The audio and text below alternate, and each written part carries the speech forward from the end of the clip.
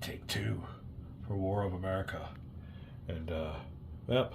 Yeah, I hope you enjoyed my little cheesy production. Although the music, I think, was more of a, what was it? Last Mohicans. French and Indian War. A little bit sooner than this time. But I love that music, and it was one of my all-time favorite movies. Also, I think the Civil War battle, and like I said, it's a cheesy operation or low-budget operation. We only do one take, but while that was playing, I suspiciously heard a bugle and sound like the Civil War on that one. But I think the battle procedure was fine. It was just the fact that old Carlton can't leave Canada. He can go down to old Ticonderoga, but that's as far as he can go. So we're back at it here. A little redo. We only got half a turn into the game, so it's no big deal. But yeah, I see that restriction on old Carlton as governor of Canada. Can't really go marching around, which makes sense. So we're on another option. What do we do when we have our units stuck from England or from Europe? That throws a cog in the whole game. And there's this is kind of like a chess game.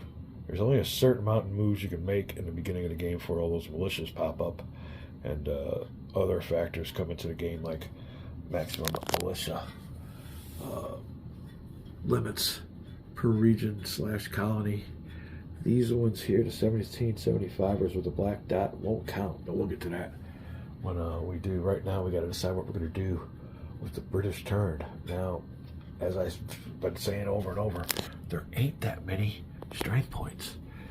Gage has to keep 4 in Boston against 6 over here at the old, I guess, Lexington and Concord spot. Historically, these old boys coming from England only got 2 strength points too, so I'm not seeing anything really to do for the British turn. Garrisons are kind of weak. Not sure if Allen with his 2 strength points can assault it successfully. What the odds are on that? Only armies can lay siege. So I've been looking, and I don't know, Gilbert, what you would do or what the moves would be, but I think the only move we got is with old Johnson and his loyalist at Oswego. Now, I rolled earlier for Johnson. His activation, we have been doing something off the board here. He barely made it with a 4. So that means he will come down here. A combat unit with a leader can move his full complement of 4. Asterisk means he can move extra on the river. So he's going to come from his Great Lakes spot here and get on the rivers. Going 1, 2, 3, 4. Then I'll have to disembark and portage. Or not portage, I guess I'll get rid of his boats, but yeah, it's 1, 2, 3, 4. He will stop there. Now, fortunately, as in our last video, when we moved Carlton illegally, the British can play their extended march card. We put that in the discard pile. He gets 2 more movement points, which gets him to Ticonderoga as a reinforcement. So we will go 1, 1, 2, and make it. So that will be the British move, a reinforcement of Ticonderoga. Now, what is involved with the assault? Like I said, with the small band of units, I don't know if it'd be successful. I was wrong on my battle with Carlton, so we got to get used to this combat system and what it's all about. But I think that'll be the only move the British have. We will move now to the colonial action pulse. Hey, my little push me pull you comes in handy. Here we go. Oops, sorry about the bad camera work. Yeah, oh, the X side out there is no 5. That's part of the criteria, or the errata. But anyway, that'll be it for the British move. Let me see what the colonials want to do in response. Anything else I need to add? Other than that, I think we're on it. We made a mistake, but Mr. Collins, we caught it. And I don't know what you think of my move, but there you go. We'll be back with the colonials. All right, now the colonials have their action point they can take, their action pulse. And but on these free actions during your action pulse, it's mostly tilted towards the British. not many of these apply to the Colonials. So let me see here what we're doing as far as moving either Ethan Allen or Arnold. We'll be right back. All right, another train of thought is bringing old Arnold or Allen down here to grab these 6 strength points in Worcester or Lexington Concord area, but as their leader rating is only 1 star, they're limited to only commanding 1 or 2 strength points. Getting a dilemma on what to do with almost no units. The British have reinforced wisely Ticonderoga, but what do we do in response? I think Allen now, any assault on there would be disadvantaged or disadvantageous. We're looking around here. These keys are in a key spot. Now, Arnold is on a spot that doesn't have a key on it, so I think we might just have to wait for the British to move in next turn. Now, we still got an action round, or action pulse left, so it's kind of a waste. I'm going to have to look. Maybe something down here. You really don't want to move too many of these boys on out. And like I said, there's that many strength points to even do anything with. So just giving you my thoughts out loud. We'll see if we want to move anybody at all. Don't really need him on the coast for lines of communications. His keys, the line of communications are, of course, key spots, magazines, and fortresses, or forts. That's my thoughts. Let me come back and hopefully we'll have a move for the Colonials. Maybe I'll look at my cards too and see what's up with that. Now, the cards are mostly, the ones that the Colonials have are small unit leaders, and they just enhance armies. We don't have enough strike points yet for armies. I think you need like 10 or 12. You know, so you don't want those tactical leaders that says in the rules out there by themselves. We'll be back. All right, another thing I want to make note of, just mostly for my mental remembrance, is you have your ratings here. These are the stars, are the number of troops they can control or command. The 5's their battle rating. So I guess that's seniority. The color behind the number is the type of troops that they can command, and the A, B, or C are their modifiers in combat. So what would the 5 be? Huh. I might have to take that whole video. That last video, the one with Ethan Allen, nice video and everything, but had nothing to do with the rules of the game. So we're probably going to take that one down. We'll be right back. All right, I want to break these units down, make it a little bit simpler so we don't make no mistakes as the game goes on. The stars here are the strength point, the capacity it can move with. All right, the old number in the circle is the command rating. You got to roll that or less to have them move full movements, which would be 4 movement points. The A and the C's are different die roll modifiers in combat. So I would have preferred something like this, but we are up against it, I think, a little bit in this game. So don't just rush into it. Like I said, this is what's called a learn through video. And there you go. We'll definitely have to, I'll redo this. We'll have this as a little side chart to tell you what all those symbols and numbers mean. And then the colors. He's got the colors pretty well defined and all that stuff there. But yeah, you definitely got to find out what all those numbers mean. And I don't know, like I said, if I did that right in that combat, that's might be why we had so many die roll modifiers. So I'm afraid the old previous video was probably gonna have to come down. It's all messed up. Way back. So we've decided the only move we really have is to move Arnold. Try to get him up here to Worcester. And we even thought about maybe completing a fort already on its built side, expending a loadless chit. No. Huh. We have to look and see if we can get a fort built on there. I think we might need a leader. We'll look and check that out. But for right now, we already rolled. Like I said, it's going to take 2 to get old Arnold on the move. and our roll was a 3. So he definitely made it with his rating. He will take a 1, 2, 3, only 3 of his 4 movement points he's allowed. He will go there on Worcester.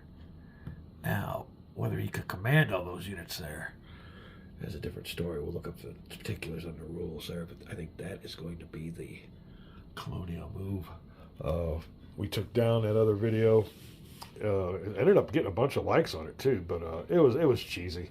And besides that, it was against the rules. Everything I think was wrong on that. So hopefully we can keep the mistakes down to a minimum. What else? I think that will take care of the Colonial Action Pulse. Let me see if there's anything free. I don't see that on here. It says completing a fort already on its built side. Huh. We'll check that out. We'll be right back. All right. Well, here is the rule 17.6 that tells us what we need to do. Unfortunately, it says forts can be constructed by friendly strength points on any name, blah, blah, blah. What am I looking for? By utilizing an action pulse and rolling for movement. Well, it doesn't say that it has to have a prerequisite. We might move old Allen back and build us a fort. We'll be right back. Hold on. Well, it was a good idea, but I think we'll skip it because a land unit without a leader has to roll a d6 minus 2 on a die roll. So we'd have to roll a 6 to get it built. That's a 1 out of 6 chance. So I think the safe move we'll stick with will be what we just did. Old Arnold. Now, whether he could command all those units or not, I know he could add to the attack factor. With an A unit, would be adding a +3 to the die roll modifier. All right, we'll call that a video. And this will be, I think, done by the book. Feel free if anybody sees me doing anything wrong. Nobody ever comments. I don't have comments turned off. So yeah, that'll take care of our burst impulse or action pulse for both sides. And yeah, getting interesting, having a good time, learning the ins and outs of the games. But I do believe that'll take care of it. Our first actions were Johnson to Ticonderoga and Arnold reinforcing Worcester. We'll be back. All right, you know it's gaming season. When it's 4:30 a.m. and we're here. Yeah, it's not the p.m. We're here in the war room section of the man cave, enjoying us some War for America. And it's a thinking man's game. You gotta sit down here, look at rules, and think of things. A lot of things we're thinking about here is, excuse me, I got my little morning fruit salad going on here, and the milkman just came. We got a local dairy. My favorite's that chocolate milk they got. Oh God, it was great. So we're up here eating and drinking early in the morning and getting into some War for America, like I said. We're looking at political will. You notice there that the British should have a 3. I think their political will marker should be on 3. I think I look over there and that looks like it's on 2. Let me see here real quick. Initial British political will at 2. So it's a big chance or big opportunity for the colonials to get that thing down to 0. Now, on the opposite side, the British player wants to move that marker to the right. All right, well, you got to look underneath in the rules of the game. It tells you what events move that marker.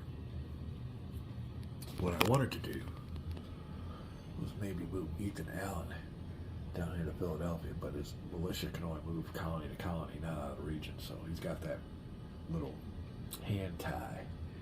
Another thing is, if you look at this game, and I don't know if I guess it's legal enough, but coming up on reinforcements, Allen or Arnold.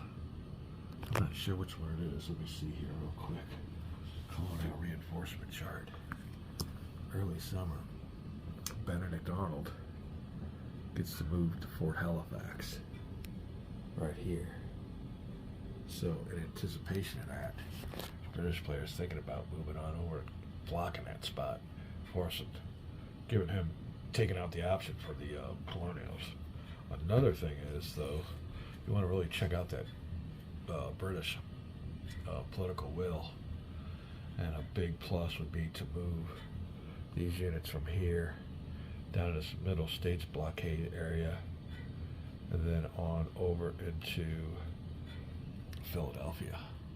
That gives them a political will. Shift to the right, I think it loses some political will for the colonials. So that's what we're up against now. A little plan of moving Arnold to Philadelphia in anticipation of that move ain't gonna work. Number one, he can't move out of the region. Number two, our way is blocked by a garrison. Now we could go around. He came from here, 1, 2, 3, 4, and then use an extended march card, which they don't have, and that would have got us into Philly.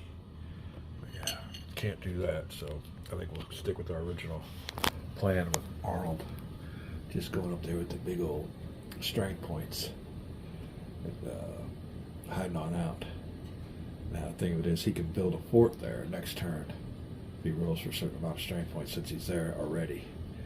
But another thing we're doing, since it's still kind of technically the colonial turn, is adding us some more of these tactical leaders for die roll modifiers.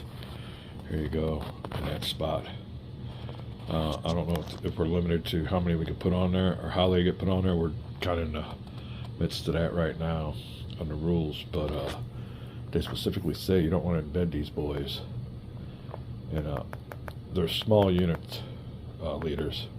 And like I said, they just give you little die roll modifiers, but you don't want to embed them in any weekly units. Mostly they want to be embedded with armies with 12 strike points or more, but we could probably use them in that little spot there because we do have 2, 6, 7, 8 militia.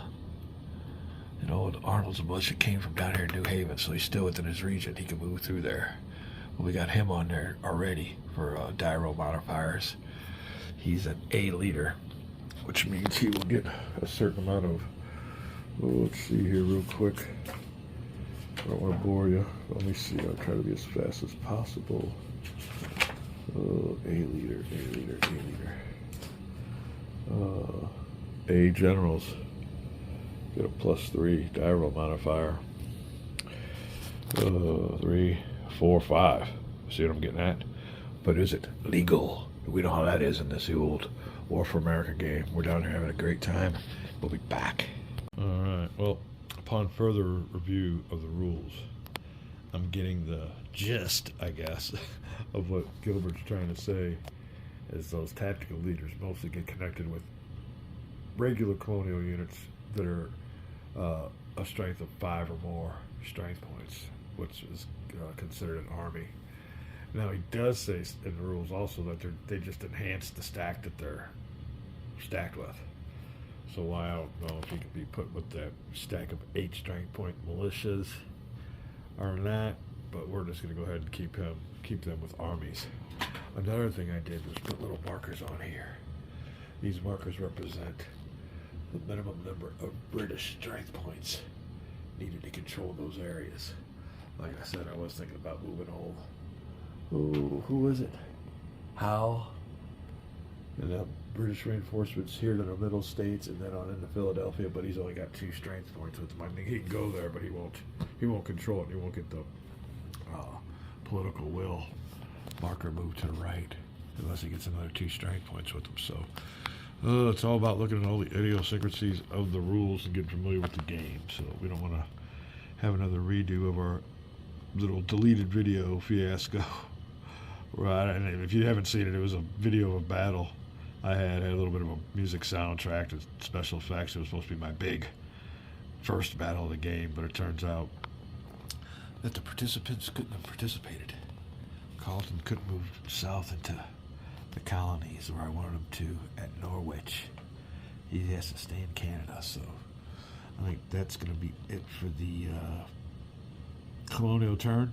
They won't be able to add those leaders. And we already moved the marker down one, or did we? Yeah. I think this will be the second British action pulse here for. This will be their last one. There you go.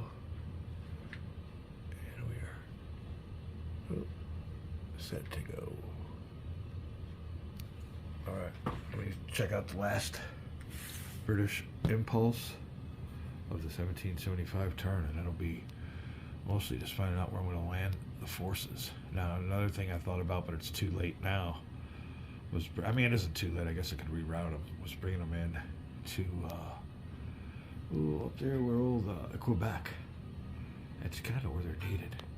But they'd have to travel around. I should have brought them that way to begin with.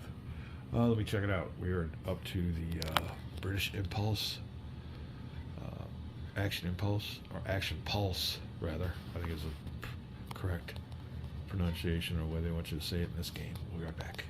Alright, well, it specifically says, and I forgot all about this again, that those reinforcements have to go to Boston. So much for that. Thinking on my part. Oh, he's got your hands tied on this game, so you got to watch it. My first attack failed because of all the rules. So, yep, these boys are heading to Boston. We'll be right back with the British Action Pulse. Be back.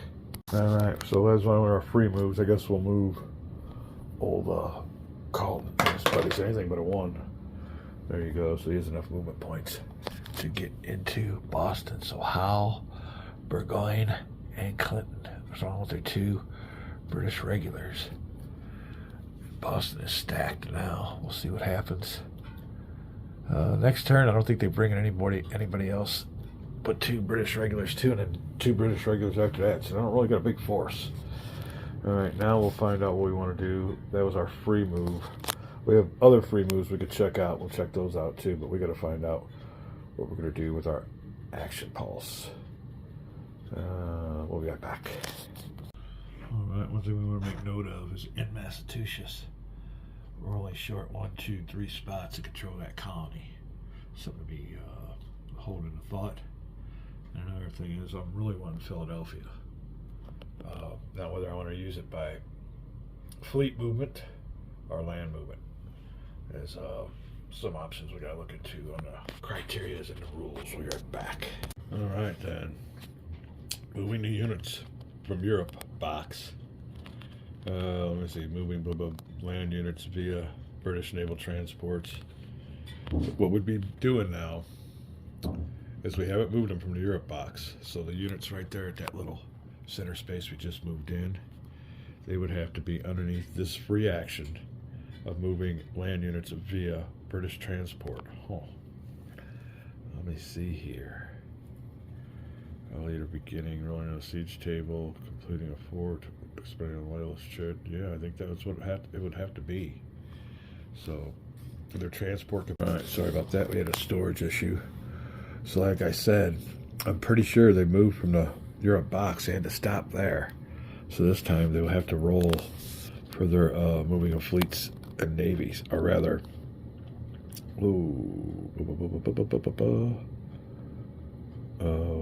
yeah, moving fleets and navies, moving units from Europe box, moving land units via British transport, including sea. Well, they have a capacity of 3, so that definitely takes care of them. We'll have to roll a die. British die, anything but a 1. He gets a 2. That gets him in there. That's a free movement. Now, we still haven't used our Action Pulse. And that's moving 1 unit from one spot to the next. Let me see. The player utilized action round, action track to record who's moving. Anytime. Let me check this out. I'll be right back. And a player with the unit that takes his Action Pulse, which consists of moving 1 single force from 1 single space. So we'll have to see what we want to do on that one. I think what we just did is moving those units from there was moving a fleet. And that would be a free action, moving land units via British transport. So that was our free action. Now, I want to do another free action because I want to move them. Well, how many times can you do that? I guess you only do that once. All right, we'll do that. So that was our free action. The question I have is, when you do these free actions, do you only get 1? Or can you do all these as many as you want? don't really say. A little errata in the rules there, Gilbert. Do I take only one free action? Oh, I'll have to look and see here. Yeah, let me check this out. So we're going to play it like this. We used up our free action. I'm not going to do them twice. You can only do it once, I'm saying. It's not really specific, but that was moving our units from at sea into Boston. They got to go to Boston. It's their destination. It's a rule. All right, now I still get my action pulse, which is moving units. Oh, shoot. Oh, let me see. During his action pulse consists of moving one single force from one single space. Well, we'll do that then. We're moving them from one single force from one single space, and we're going to move them via the British transport. Moving land units via British transport. I got a maximum of 3. So we're going to take... Oh, who's our best leader here? Burgoyne? A, B, or C? Ha, ha, ha. What's that number mean there? That 4 command. Oh, that's what they got to roll or less to move. All right, we'll go with Clinton. He's going to take 2 British and a loyalist. I'll find out if he can take the loyalist. Gage will stay there. Howe will stay there. And Burgoyne will stay there. So there's our 3. Oops, wrong ones. 2 with Clinton.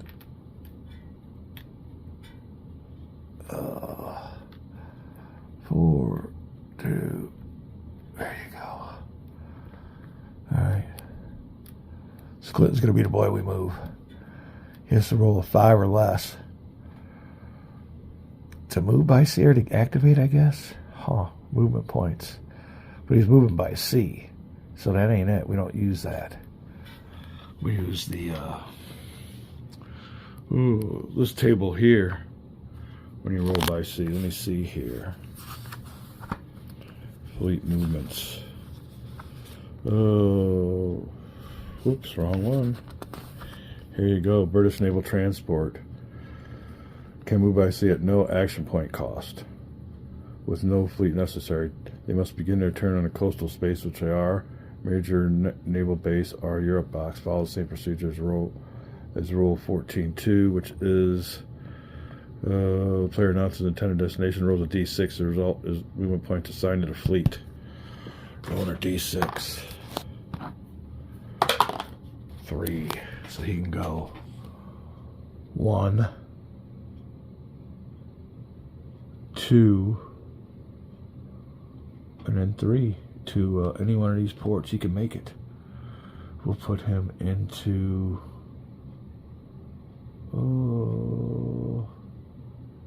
Philadelphia. You can go straight into Philadelphia. Let's do this together. Where's my pointer when I need it? 1,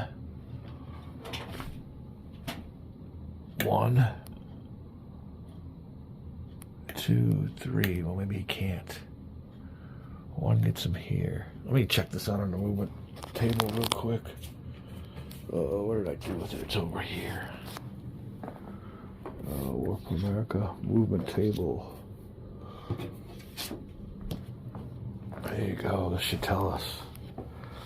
Oh, don't have one here. 1 blockade. No cost to enter a fleet in places the entire protected by all fleet in its places. The entire area connected by the white dotted lines. Let me check this out real quick. All right, going through the rules where I learned through. Something's becoming a little bit apparent. We leveled Gilbert Collins, and we thought since he was such a gamer, his rules would be a little bit more clear. But these are kind of vague. Here you go. I want to move that unit by sea. It says here. Let's start here.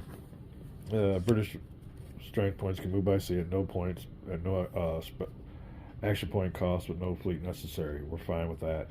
They must begin their turn on a coastal port hex. That's fine. Major naval base, all that's fine. follow the same procedure in Rule 14.2, which is fine. We go up here, we roll 1 dice, and that's the amount of movement points they can move. Blah, blah, blah. Announces intended destination, rolls D6. The result is the number of movement points assigned to the fleet. I rolled a 3, okay? Number 1, it don't tell you how many points it cost to do the white dotted lines. I'm assuming once you get here, you can just move there for free. So let's see here. Then it gets down here to embark, which is fine. It costs 1 movement point to embark, so that means my unit only has 2 movement points. Now it has this embark marker. I mean, what are you supposed to do with that? It says now, it doesn't cost nothing to disembark. Once disembarked, the units can use 1 single movement point if they have any left. I've only got 2.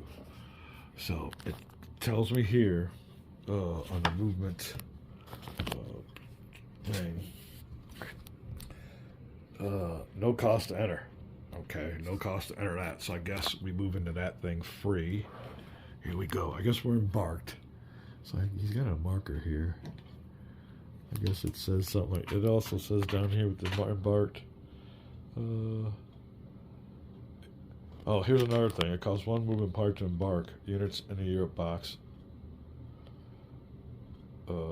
Except for units in a unit box, but no cost to disembark. Once disembarked, units can do if they move, they let movement left. Oh, here you go. If a player rolls a 1 when attempting to embark, and embark marker is placed on those strength points as a reminder that the strength point has already been played. So it doesn't tell you that there was an embark roll.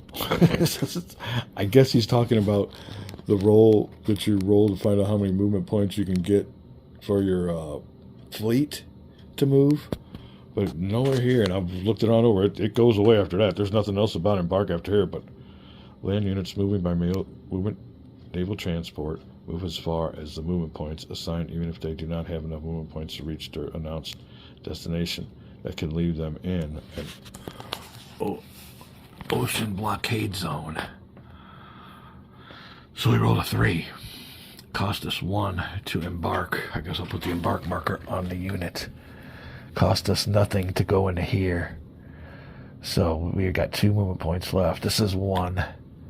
Takes us into this Middle States blockade area.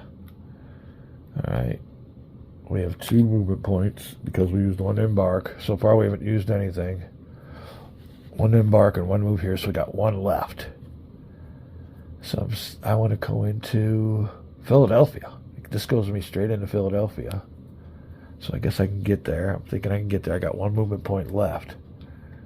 So hold on a second. All right, so there you go. Roll a 3 on my fleet movement.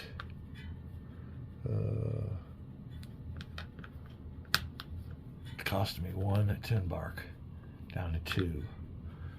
Nothing to go here. That's 1. It leaves me with 1. Nothing to go here. It puts me right into Philadelphia with 1 movement point left. I don't want to move out of Philadelphia, so that'll be it. That's my action phase. I'll have to find out if I have any our action pulses. I'll have to find out if I have any more pulses left. Let me check this out real quick. Be right back. We'll sign it this way. Our free movement was, since we're in the ocean box, is what I'm just going to call it. Ocean blockade zone box already. We'll use that as our free movement of moving units via British naval transport, including at sea. So let me see here. Transport capability was 3. Would that take it up? There was only 2 units there. Let me find that out real quick. Be right back. All right, we're going to say that our free movement, like I said, was moving British units by naval transport. Then our 1 action pulse will entail moving from one space to the other, also using British transport capability. Now this 3, I'm gonna have to see what's up with that. Did I already use that when I moved them from the box there? Oh, yeah, you can see what we're getting with this game. This is definitely not Mr. President. We'll be right back. All right, yeah, it says that would pretty much use it on up. Now we got to find out what the word is this game. All right, they're out there in that goofy see, because they didn't roll enough points to get in there, does that count as moving from the Europe box? They didn't move from the Europe box. I mean, they moved, but they didn't make it. Or, how do I get them in there? Moving from the Europe box or moving units via British transport. If I do that, that'll take up care of all my capacity. I won't be able to move them to Philadelphia. That's what I'm looking at here on these kind of vague rules here, Gilbert. We'll be back. All right, we're going to have to make our own decisions here. The units landing at Boston, we're moving from the Europe box. That's free. As our one action pulse, we will use them to move British land units via British transport, including at sea. We were able to get there. We moved 3 units. Our British transport capacity for this year is now at 0. So I believe that's the way we'll do it. Again, like I said, the units that couldn't make it from the Europe box are still moving from the Europe box. So we'll take that as moving units from the Europe box. That's a free movement. And then our a player initiative takes his action pulse, which consists of moving one single force from one single space. That's what we just did, utilizing. Well, it really isn't even in this free part right here. We go back over here to the British Naval Transport of Units. And there you go. That'll take care of the British impulse. I think we did it right. Like I said, when we moved them out, that was free. We rolled a 3. It took us 1 point to embark, 2 here, and then it got us into Philadelphia with 2 points with 1 remaining. I'm pretty sure that's the way it's supposed to be done. We will move on. We'll call this a video. Well, nah, we're going to make it a little bit long, because all we have is 1 more action pulse for the colonial player. And then it'll be the end of the turn. We'll bring in reinforcements and things will get a bit more, have more options on what we can do.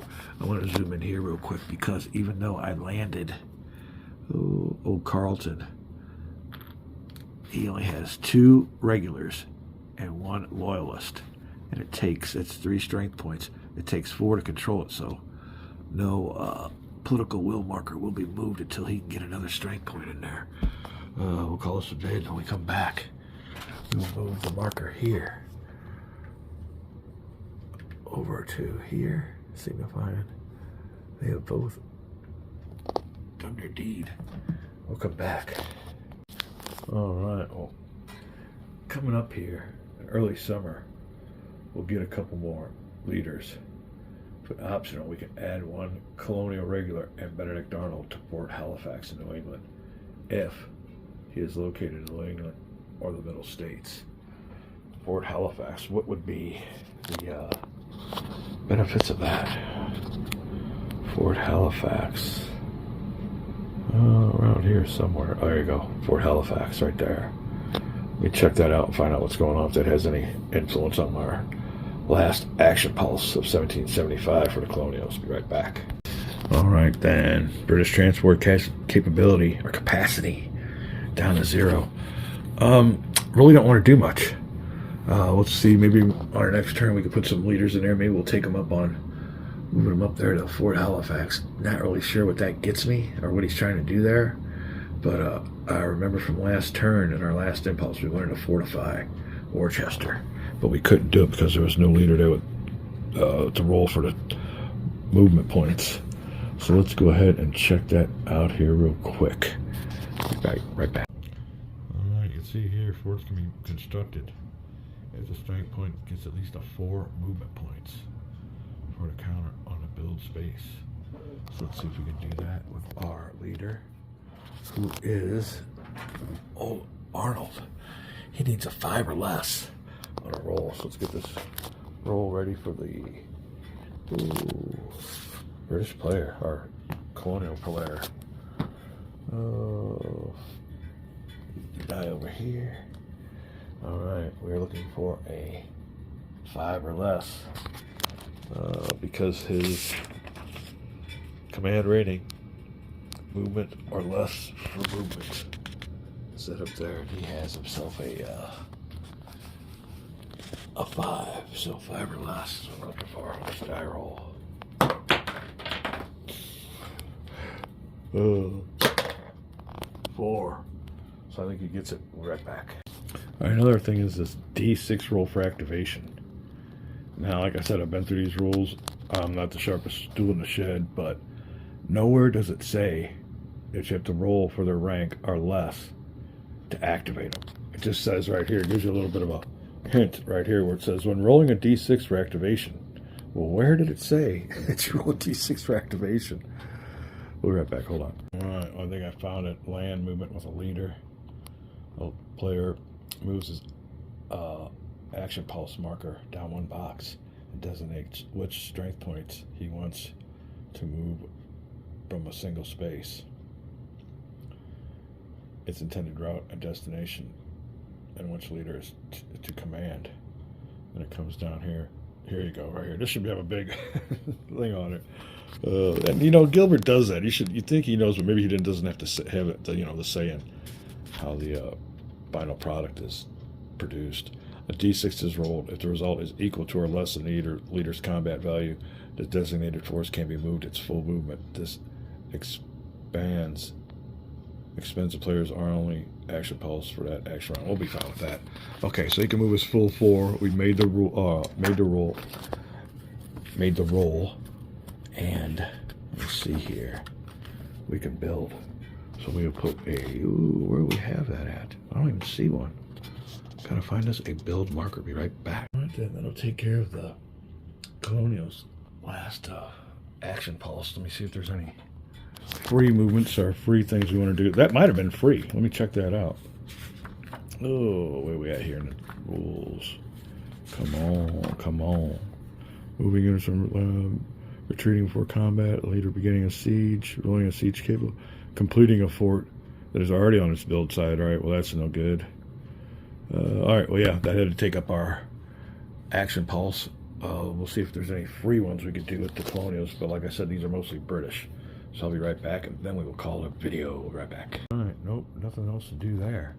So that'll be it. We will call this a video when we come back. We'll be moving the turn marker to early spring, or rather early summer. There you go. Having a great time. It's a little bit complicated. I guess you can get frustrated sometimes. Rules kind of a little bit vague. Not really too bad. There's some things on here I'd like to get a little bit more clear, i.e. the way these leader counters are. Let me see here. Let me get one for you real quick. There you go. Yeah. That tells you what all those symbols mean. And you gotta, do your work, but they could have made it a little bit easier. And like I said, we're not the sharpest tool in the shed, but we enjoy trying to learn these games. What's the situation? After turn 1, well, the British came in and they want to get Philadelphia. They're one strength point away from having some movement on a political will track. Other than that, the Colonials turtled up. Ain't really much to do, but hold on to this nice part here. We have a magazine and a bunch of strength points. It's also a key spot. Nobody's really grabbed any key spots yet, so they have landed. Boston has Gage, Howe, Burgoyne, and 4 regulars. That's not much. A lot more leaders than units, so not much going on here. We'll see what the new turn holds. We'll move the turn marker. Early summer. Done with spring. Turn 1, 1775. War for America. All right, I'm going to summarize real quick because I kind of lost track myself. During the first action pulse, the British moved from the Europe box but got stalled here in the ocean blockade zone for New England. And old Johnson reinforced Ticonderoga. That was their first action pulse. There's only 2 action pulses in this first turn. In their second action pulse, they landed from the New England blockade zone into Boston and proceeded to go to Philadelphia. That was their second action pulse. Now the Colonials, for their first action pulse, moved old Benedict Arnold from New Haven up to Worcester to reinforce for their second action pulse. they are constructing a fortification. I think that'll be it. It's pretty well summarized. Like I said, we'll call it a video, and we'll be back. Some more War for America.